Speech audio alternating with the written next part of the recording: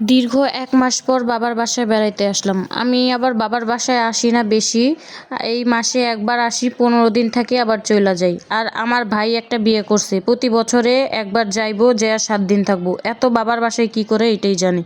তো ভাইস্তা-ভাস্তিগর লিগা নিয়ে আসছিলাম ৳২ চকলেট। এটাই আম্মারে দিয়া বললাম যে পুরা এলাকা ফাটাইতে যে আমি অনেক কিছু নিয়ে আসছি। তারপরে খাওয়া-দাওয়া শেষে চা খাইলাম। খাওয়া-দাওয়াটা ভালোই দিছে। ভাবির লগে কোনো গিট্টো লাগানোর উপায় পেলাম না।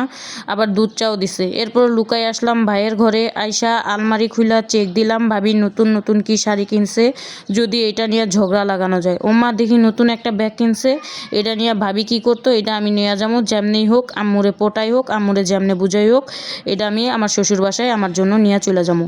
ভাবি এত কিছু দিয়ে কি করতো। এবার আসছি খুবই শান্তি আর শান্তি, কিন্তু ঝগড়াটা লাগামো কই দিয়া, আম্মুরের মাধ্যমে কোন দিক দিয়া শুরু করবো এটাই ভাইবা পাইতেছি না। পরে দেখি যে হেরা মিনারেল ওয়াটার খায়। ওরা মিনারেল ওয়াটার কিসের জন্য খাইবো? আমি আমার স্বাস্থ্যের সমস্যা, আমি এই জন্য মিনারেল ওয়াটার খাই। আর ওদের তো কোনো প্রয়োজন নেই, শুধু শুধু আমার ভাইয়ের টাকার অপচয়। তো এইভাবেই আমি এখন ঝগড়া লাগাবো। নেক্সট পার্টে তোমাদের সাথে আবার দেখা হচ্ছে, আমি ঝগড়া লাগাই আসি। আল্লাহ হাফেজ।